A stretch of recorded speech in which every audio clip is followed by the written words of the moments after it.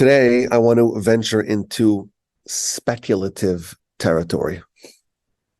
No one said that trying to fundamentally understand the 13 principles of faith, the foundational pillars of our ideology and religion, no one said it's going to be easy and clear-cut, as if it's all spelled out and there's no questions.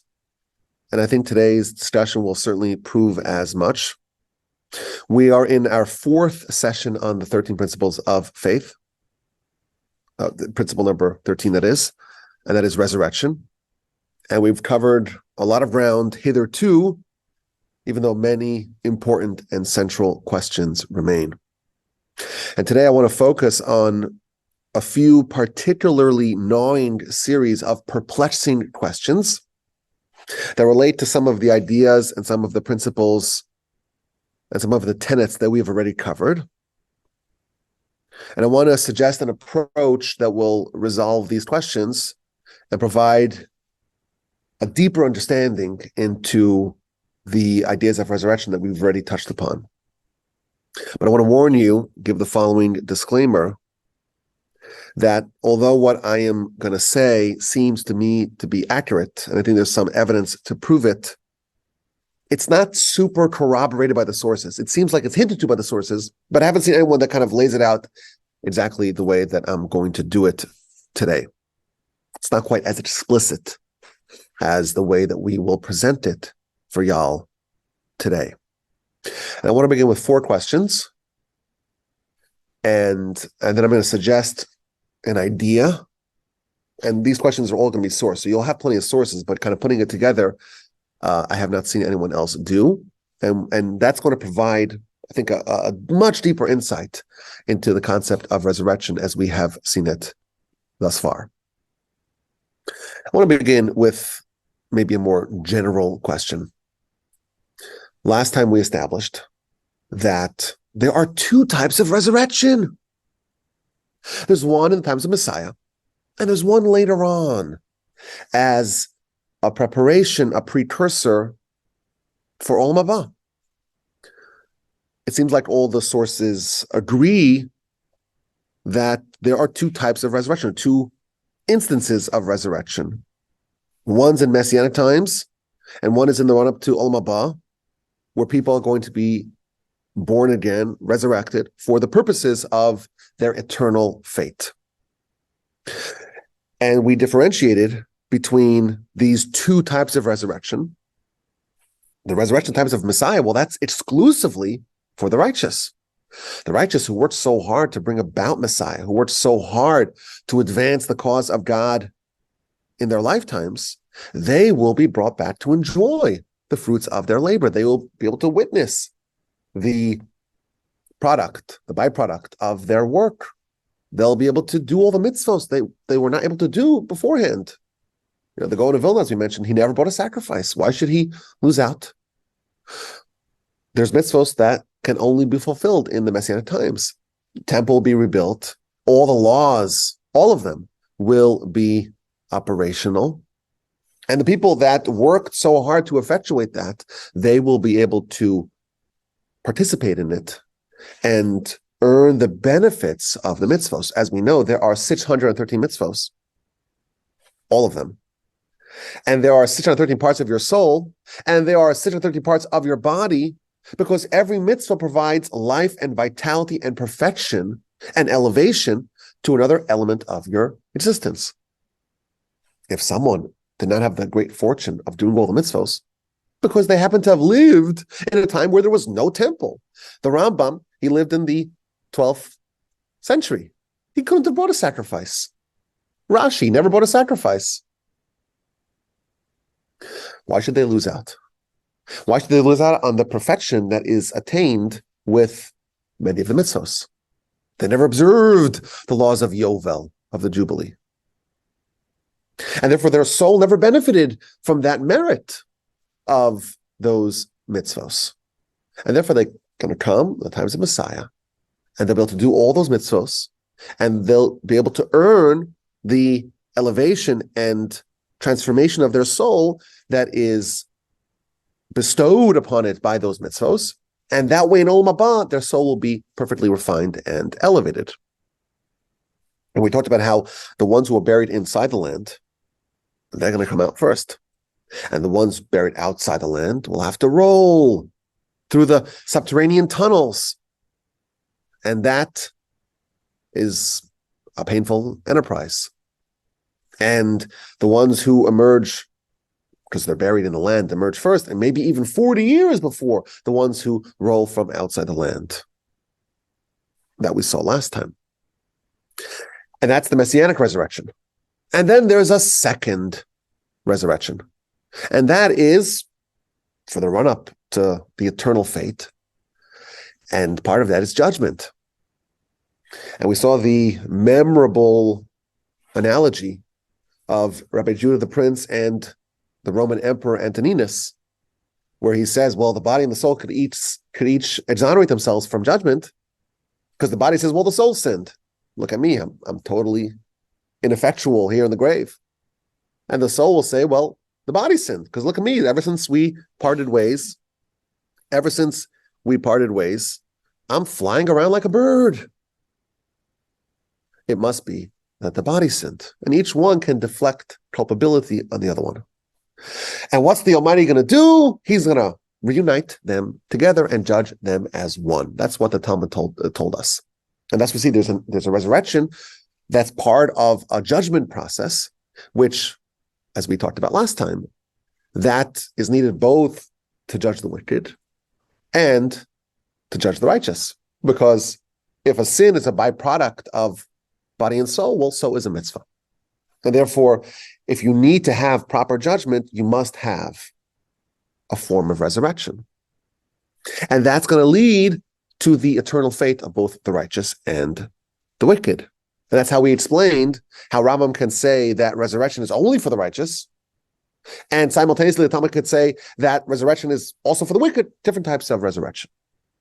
And we quoted a verse in Daniel where it talks about those who are sleeping in the dust, they will wake up, these, i.e. the righteous, to eternal life, and these to eternal ignominy. And that was the breakdown that we addressed last time.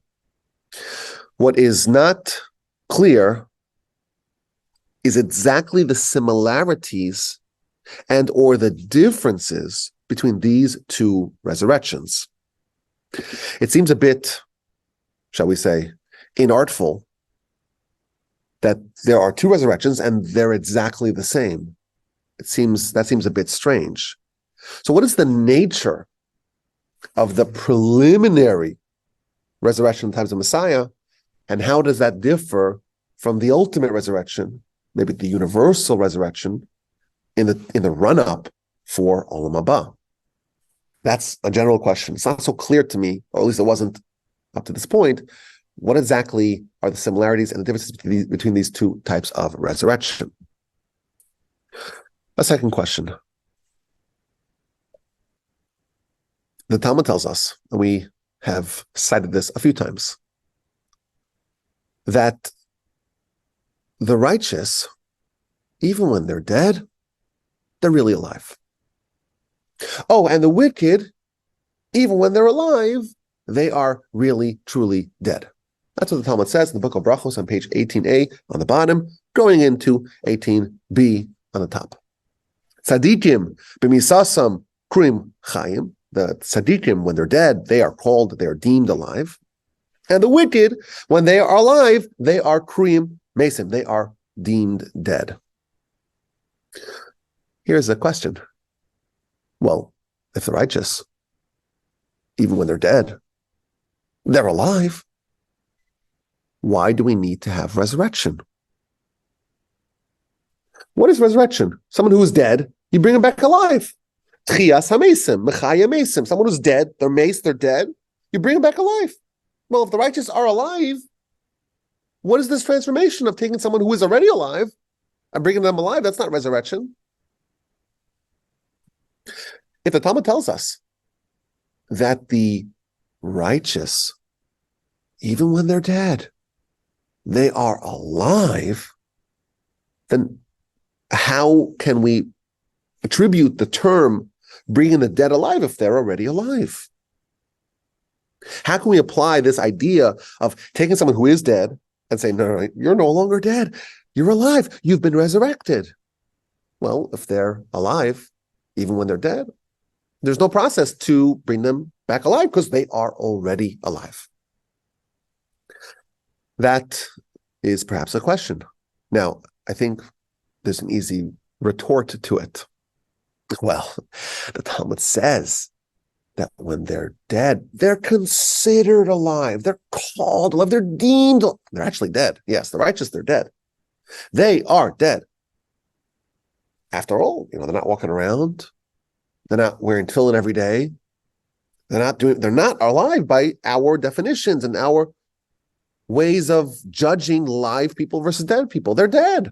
So yes, the Talmud says sort of this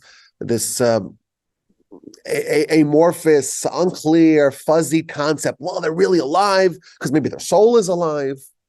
That's how you would respond, and there's some justification to that, because the Talmud actually says that the wicked are called dead when they're alive, and the righteous are called alive when they're dead.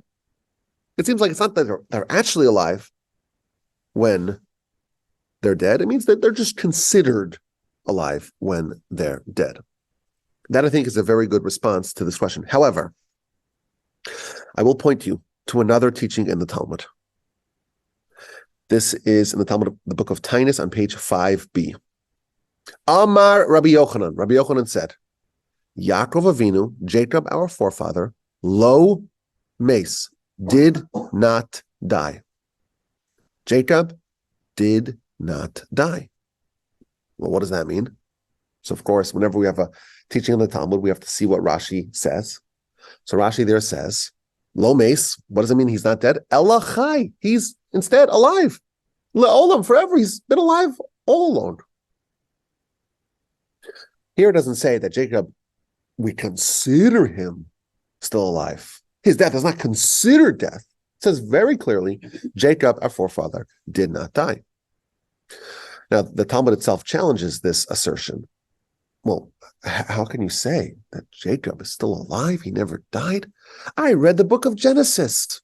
In the book of Genesis, it says that Jacob was eulogized. Can you eulogize a living person? In the book of Genesis, it also says that Jacob was embalmed. Do you embalm the living? In the book of Genesis, it also says that Jacob was buried in the cave of the patriarchs.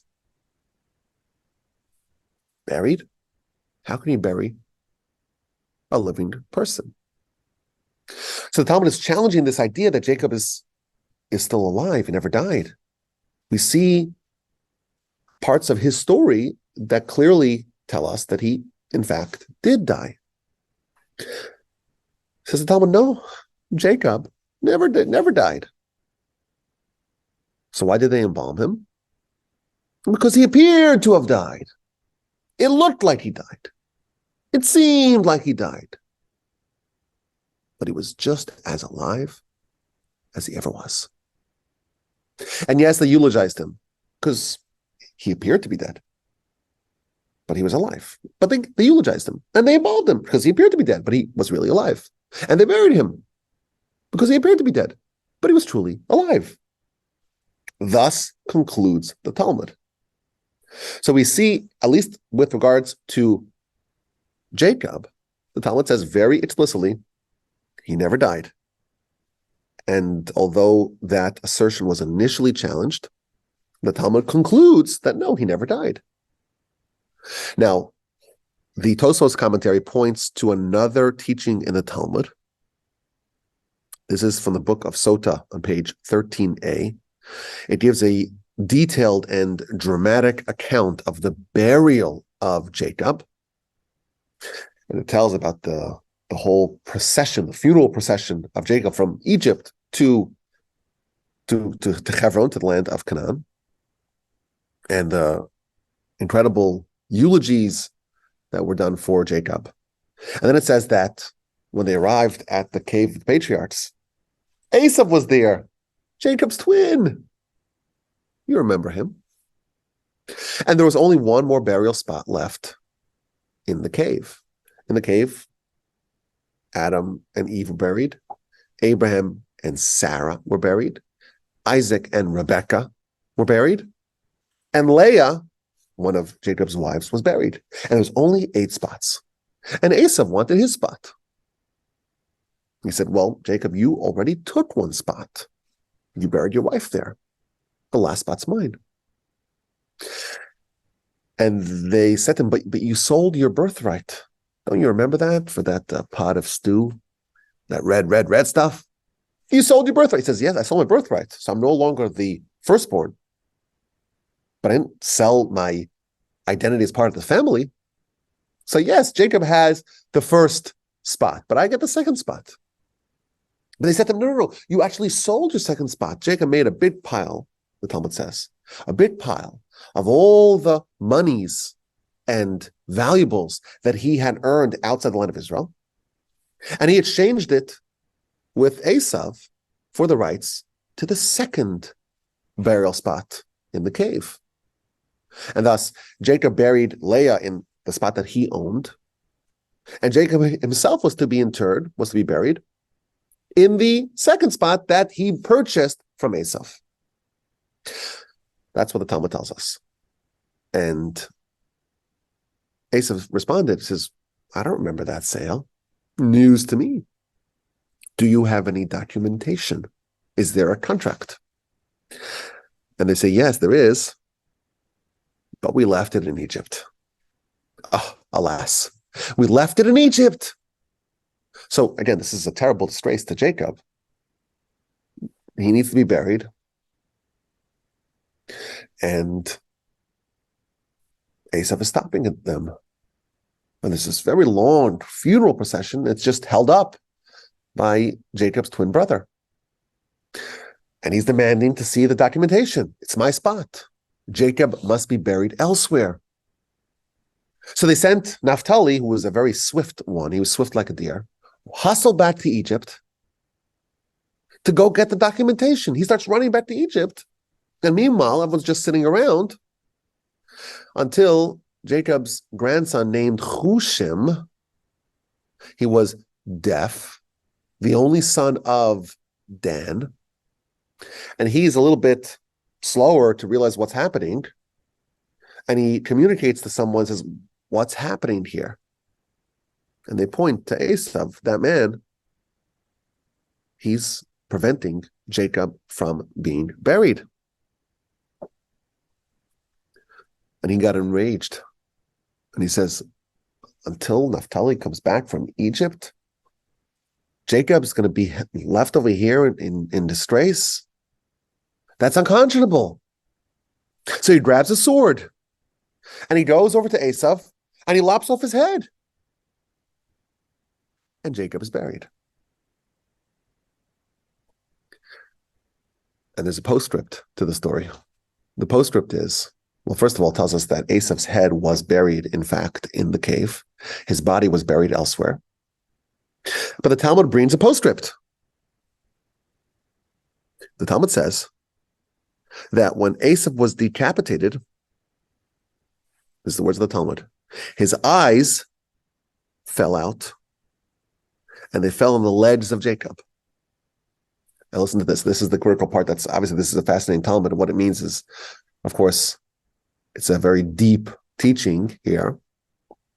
But the Talmud says that Jacob opened his eyes and smiled. That's what it says in the Talmud, in the book of Sota, on page 13a.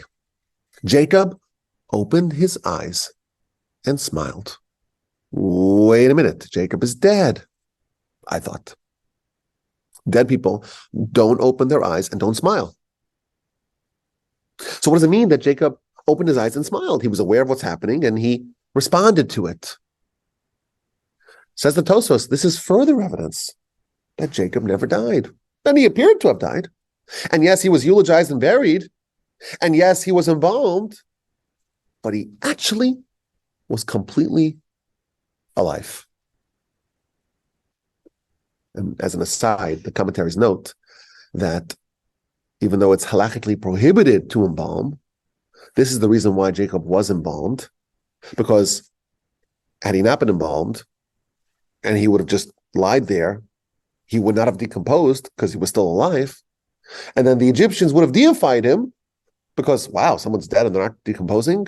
So there was a temporary allowance to a dispensation to embalm him just to prevent the idolatry that would have happened as a result of him not being embalmed. But here's the question. Jacob was alive, is alive. Why is there a need to have him resurrected? Resurrection is saying someone who's dead and bringing them back alive. Jacob's still alive. Now, you may say, well, Jacob, for him, there's no need to resurrect him. The Talmud says otherwise. The Talmud says, when the Talmud starts to list all the sources, and we went through this a few times already, the Talmud lists the sources of resurrection. One of the sources is a citation that tells us that the forefathers, Abraham, Isaac, and Jacob, will be resurrected, and they'll live in the land. So, on one hand, we're told that Jacob is still alive, never died. On the other hand, we're told that he will be resurrected. He's going to come back alive. If he never died, what's the need? That is the second major question about this whole subject. A third question. Rambam, of course, is the one who is guiding us in these 13 principles of faith.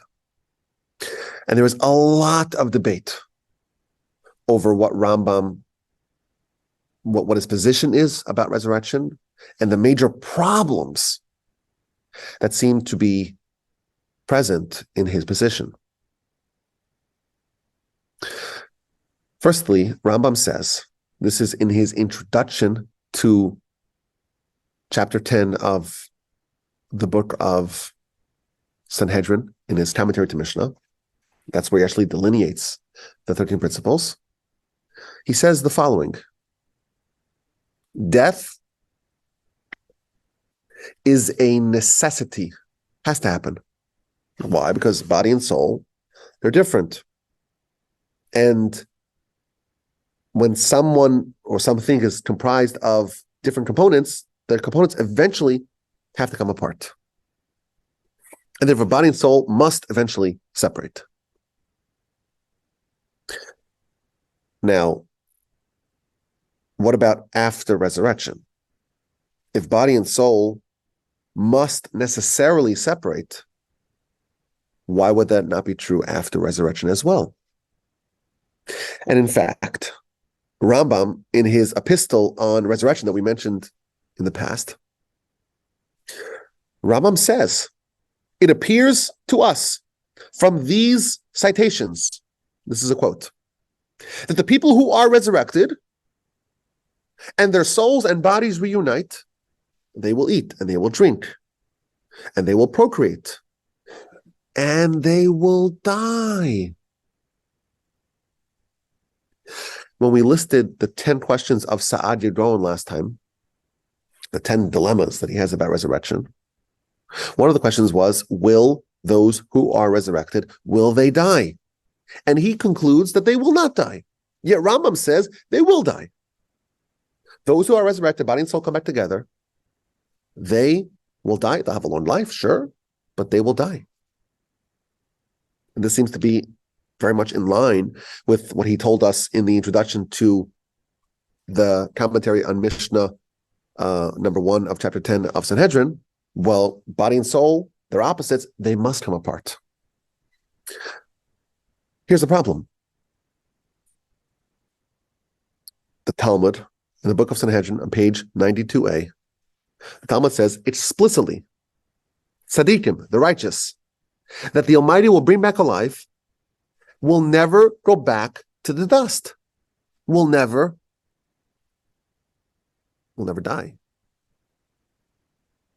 So, how does Rambam tell us that those who are resurrected will die when the Talmud says that those who are resurrected will not die?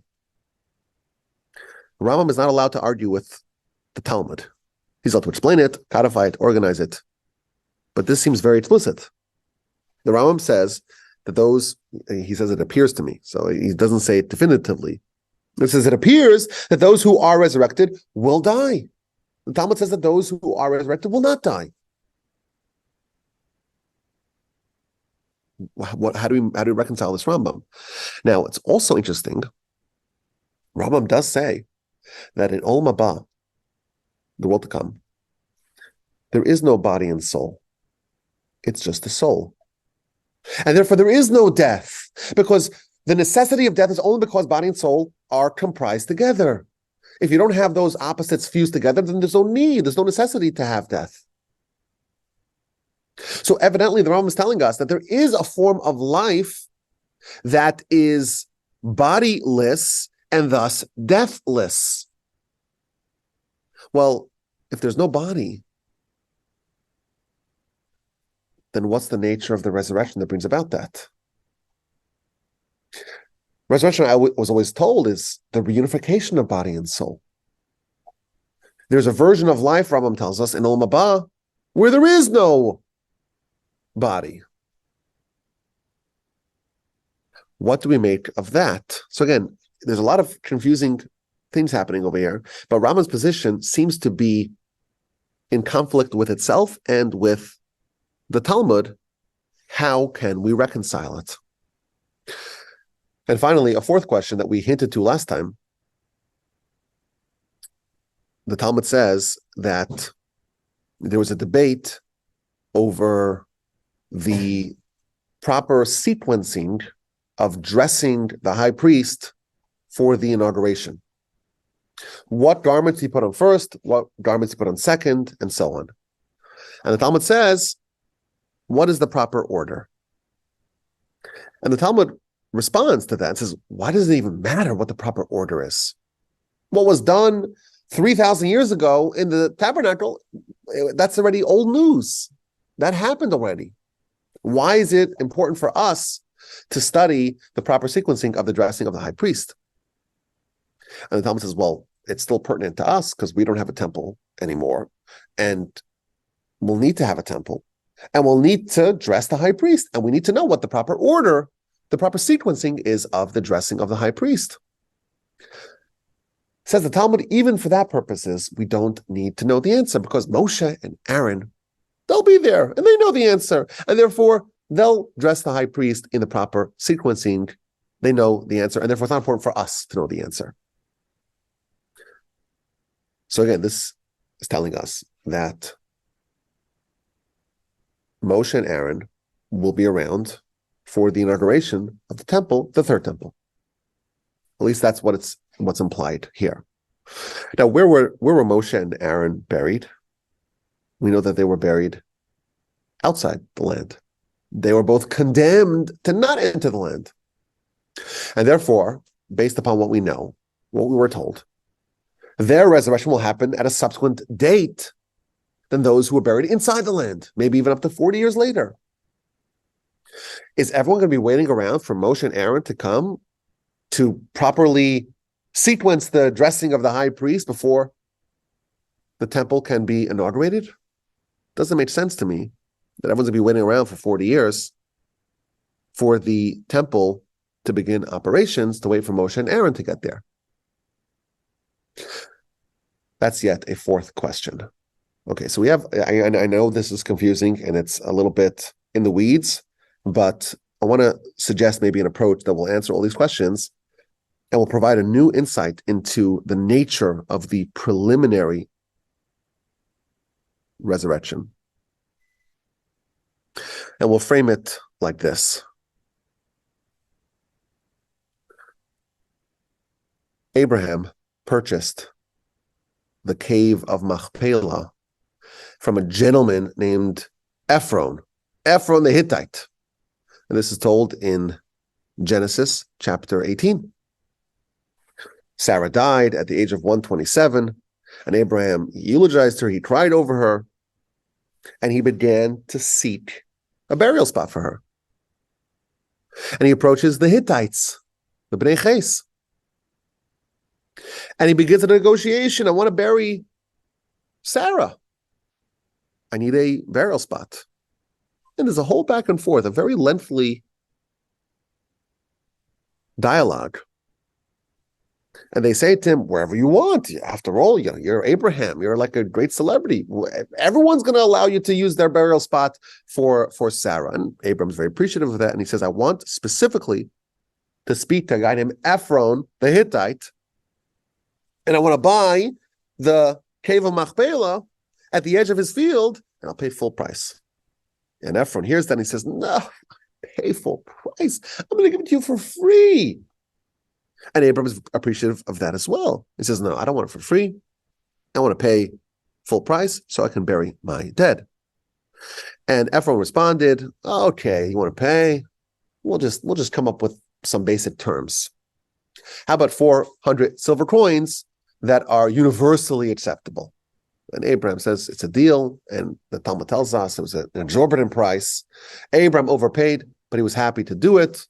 This transaction was consummated, and Abraham buried Sarah in this cave of Machpelah. That is what we read in chapter 18 of Genesis. If you read the narrative, if you read it very carefully, you'll find a few problems or a few questions in this back and forth. We know that Abraham is trying to find a burial spot for Sarah. But that objective is repeated 7 times. Once in verse 4, Abraham says, Ve'ekbera mesi, let me bury my dead. Twice in verse 6, they say to him, Kvares mesecha, bury your dead, and no one will stop you from burying your dead. That's already 3. Once in verse 8, he says, if you are indeed receptive of helping me bury my dead, so again, that's the 4th time it says that the objective is to bury the dead. Once again in verse 11, Kvar mesecha, bury your dead. 6th time in verse 13, Ve'ekbera mesi, bury your dead. And again in verse 15, Ve'es meischa kavar, and you're dead, you should bury. It seems very redundant. You read the whole dialogue, the whole narrative. It seems like it's repeating again and again and again and again that Abraham wants to buy this piece of property for the purposes of burying his dead. Why would I need to say it so many times? Of course, the Torah is very judicious in its use of words. It doesn't just repeat themes that we already know. It never says things which are extraneous. Why does it repeat that Abraham's objective in purchasing this piece of land is for the purposes of burying his dead? Why does it say it 7 times?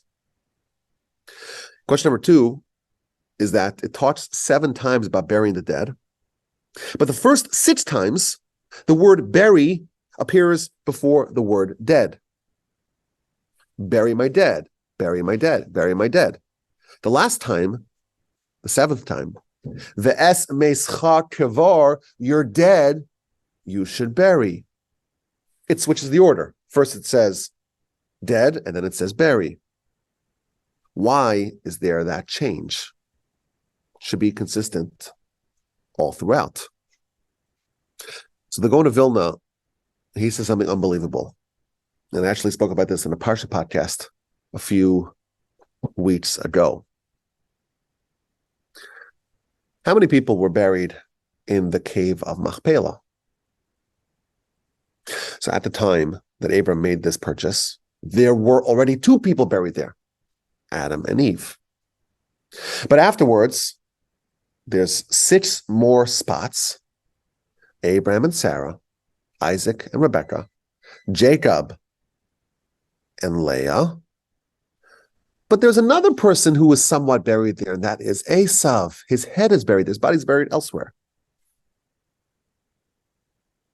Says the Gaon of Vilna, the verse is hinting, when it says 7 times that dead people will be buried there, or buried there will be dead people, it's hinting to the 7 people that will be interred in this site after this purchase.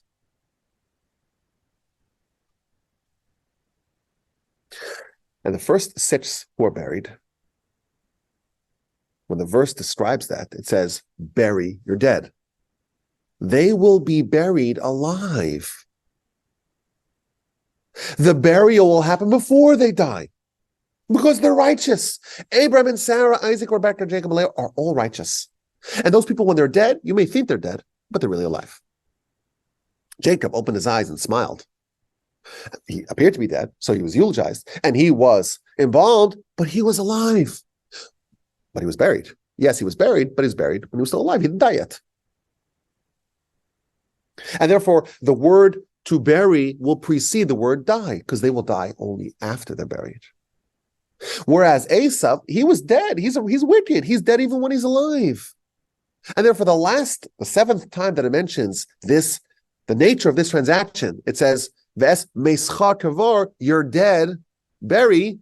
That's a reference to Esav, because he will be dead before he is buried. That is what the Gaon of Vilna says. And he quotes the Talmud that we mentioned earlier, Brachos 18a and 18b. The righteous are alive even when they're dead. Abraham, is he righteous? Yes. So he's alive even when he's dead. But he was buried. Yes, he was buried, but he hadn't quite died yet. Sarah, is she righteous? Sure. So when she's dead, she's still alive. So she was buried before she died. Isaac and Rebekah, are they righteous? Sure. So the word bury appears before the word alive, before dead. Jacob and Leah, same thing. Buried alive. Esav, he's wicked. Meischa kavar, dead, you should bury. That is what the Gaon of Vilna says.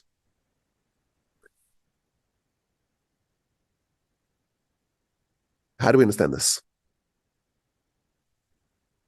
Okay, to wrap it all up, I'm going to quote one more citation from the Talmud. And this, I think, will illuminate everything that we've broached so far. The Talmud gives a story. Rav Nachman, one of the great sages of the Talmudic era, he had a large field, and he was doing some excavations on his field. And the people who were digging up the field, they dig up a grave. And the problem is that the person buried there seems to be alive, because he starts screaming at them. What are you doing? Don't you see I'm sleeping here?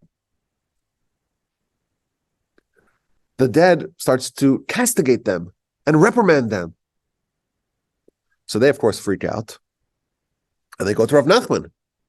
And they say that there's a person who was buried in your land, and we dug it up. This is the Talmud, by the way, in the book of Shabbos, page 152b. We dug it up, and he started to reprimand us and castigate us. Okay, that's obviously something which should catch your attention. So he runs over there, sees the grave, and sees the guy there. And he says, well, who are you? And he says, my name is Achoi, the son of Yoshia. Okay. And Rav Nachman is a little bit perplexed by this. He says, wait a minute. How is it possible that you're alive if you've been buried? Don't we have a tradition in the name of Rav Mari that the righteous will turn into dust? That's what he tells the dead guy, dead, but he's talking to me. He says, Rav Mari? I don't know who that is. I'm sorry, I'm not beholden to some Rav Mari guy that you're quoting. So Rav Nachman tries a different tactic. He says, I have a verse in scripture that tells me that the righteous will die. It tells us that the body will return to the dust from whence it came. So you may not know who Rav Mari is, but you certainly know what the verse says. The verse says that after people die, their body will be restored to the dust from which it came. And therefore, how am I talking to you? Why are you still alive? So he says, yeah, well, you just quoted me a citation from Koheles, from Ecclesiastes. You obviously didn't learn all of Tanakh. Because had you read the book of Mishlei, the book of Proverbs, you would know that it's possible for people to not actually be buried, to not actually die, to not return to their dust. And he quotes from a verse in Proverbs, chapter 14, verse 30. V'rekev atzamos kina. The rotting of the bones is envy. If someone's envious, their bones will rot. They'll die. If someone's not envious, their bones will not rot. So don't quote me a verse in Ecclesiastes. I'll quote you a verse in Proverbs that says, well, if you don't have envy, you won't die. Period. And I didn't have any envy, so I'm not dead. And that's how I can explain this unusual phenomenon of digging up a dead body. You thought it was dead. The guy's alive. He's talking to us. He's rebuking us. And now he's explaining the verse that substantiates his life even in the grave. Okay. So Rav Nachman is still not convinced. And he starts to pokes him. And he realized, like, this is not like some sort of a hologram. Like he feels it's a person. He has substance. So like, okay, obviously I learned something. You learn something new every day, right? He says to him, okay, Mr. Achai, why don't you come out? Come out of this uncomfortable grave and come to my house and we'll talk it over, a cup of tea. And he says, are you saying something so foolish? Not only didn't you read Proverbs, you didn't even read the book of the prophets. And he quotes him a verse in Ezekiel. V'yidatem, and you should know, Kani Hashem, I am Hashem, bepischi es kivrosechem, when I will open up your graves. The verse in Ezekiel, chapter 37, verse 13 says, it is God who opens the graves, not you, Rav Nachman. So I'm sorry, I ain't going to have lunch with you. Only God will open my grave. Thus concludes. No, I'm sorry. One more thing here. Only God will open the grave, not you. That is why I cannot join you for lunch. Now, Rav Nachman is still not fully okay with what he learned. And he says, well, we haven't addressed the verse in Genesis that says, Afar ata, you are dust. Ve'el afar tashuv, and you shall return to dust. That seems to imply that death is a necessity, an inescapable necessity. Everyone thought you were dead. I find out you're alive. Are you waiting for God to open up your grave? Well, how will you fulfill this verse that says that you are dust and you shall return to dust? So he responds, that verse is talking about the future. A moment before resurrection. A moment before resurrection, the righteous will die and will be resurrected. I'm still alive now. I'm still alive. I wasn't envious, and if my bones don't rot. I'm 100% alive, but I will die in the future just a moment before resurrection. Here's what I think. There are two types of resurrection that we know. It's been established. Times of Messiah and in the run-up for Olam Haba. There's one type of resurrection that's called God opening the graves. What does that mean? The people who are there, like this Achai person in the Talmud, there's nothing that's really preventing him from getting out and going with Rav Nachman and going to his house. But he's waiting for God to do it. He was unnaturally dug up and exhumed, but he's not going to come join the party until God opens his grave. What that means is that there really isn't a resurrection per se. He's alive now. He's alive now. Nothing that's stopping him. If you were to just isolate this Achai person, he's talking, he has substance. The only thing that's stopping him from going to Rav Nachman's house is only because, well, God didn't open the grave, and therefore I'm not going. Are we calling this resurrection? We're calling it almost like an opening of the grave and taking those who are still alive, taking them out. Perhaps that is the resurrection of Messiah. All the righteous who are deemed alive when they're dead, maybe they look to us to be dead, but they're actually alive. And we have Jacob, and we have this Achai individual. We have the 6 people who are buried in the cave. They were buried before they died. Abraham, he's still alive. He didn't die yet. Abraham and Sarah, Isaac, Rebecca, Jacob never died. Leah, Moshe, Aaron.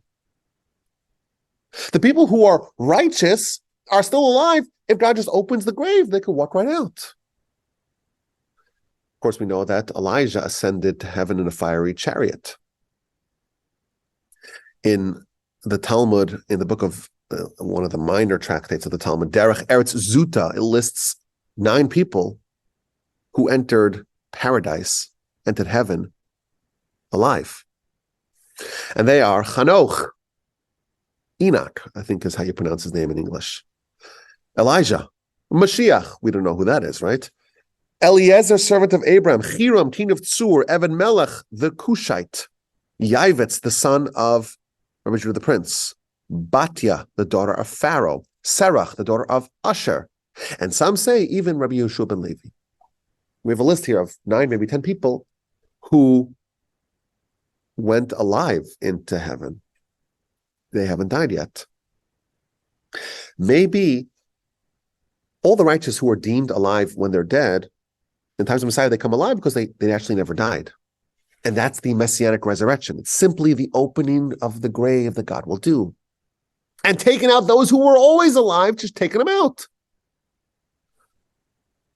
And the resurrection that we're talking about, where there's taking those who are dead and bringing them back alive, that's in the future. Where even those who were righteous and never died when they initially, so to speak, died, a moment before the resurrection, they will die so that they, in fact, can be resurrected. Meaning they could go from being dead to being alive. And I think this resolves all of our questions. And it's, again, a very advanced level study. And that's what we, that was the bargain here. If we wanted to subsist with simple, just reading of the 13 principles, we could have finished it a very long time ago. We started in not January, I don't remember exactly when, but we started in 2019. It's almost 2024 when we are recording this. It's a long time ago.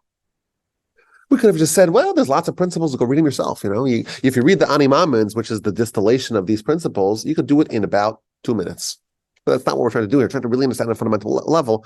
And I think this seems to me to be a way to resolve all of our questions.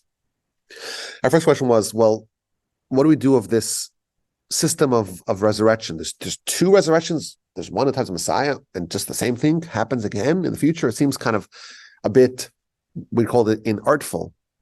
Now we are seeing perhaps that there are 2 very types of resurrection.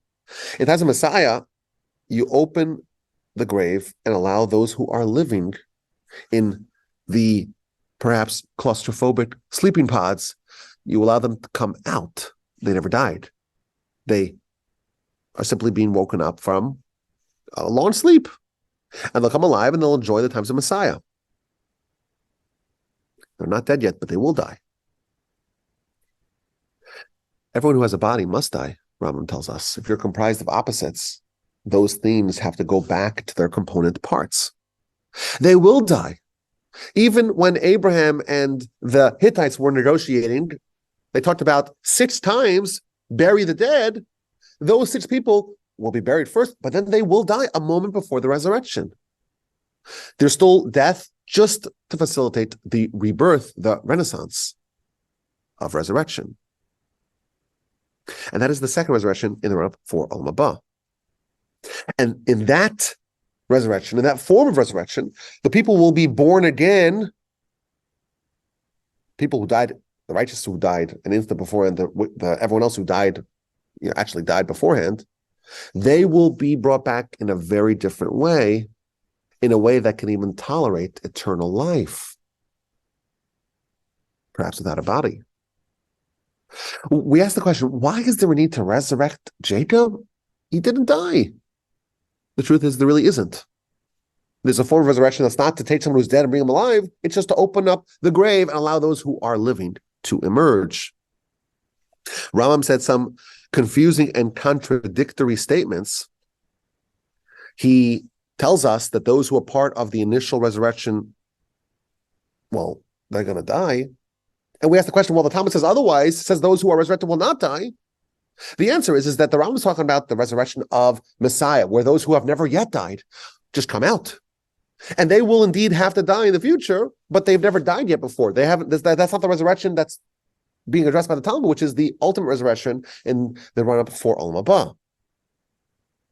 Those people who come alive will, in fact, not die.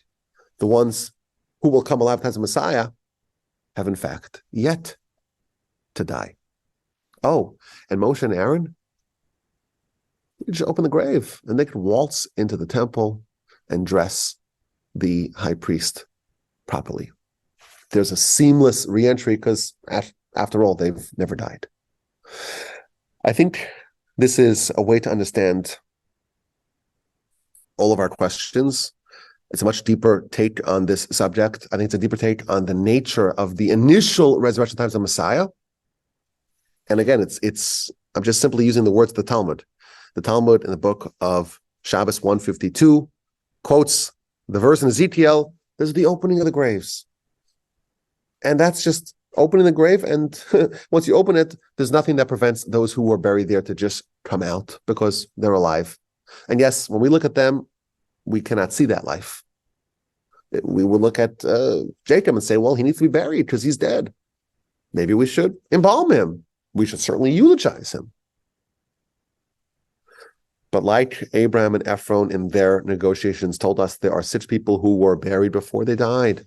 Like the Talmud tells us, the righteous are deemed alive when they're dead. Jacob never died.